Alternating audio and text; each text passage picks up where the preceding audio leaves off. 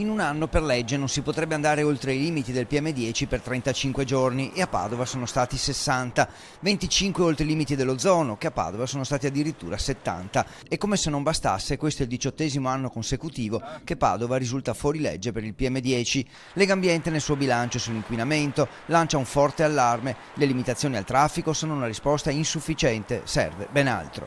Lavorare per aumentare la frequenza delle corse dei bus, perché si sa che la gente prende il bus se arriva entro 5-7 minuti, dare più spazio a chi si muove in bicicletta, mettendo in sicurezza quindi le piste ciclabili, e rivedere la politica della sosta. Nel Veneto solo Venezia fa peggio: 60 giorni di superamento a Padova, si diceva che a Venezia diventano 63, si finisce con Belluno con soli 4 giorni. Il traffico non è l'unico responsabile dell'inquinamento, ma lo è invece all'interno dei grandi centri urbani come Padova, dove va rivista la politica del parcheggio.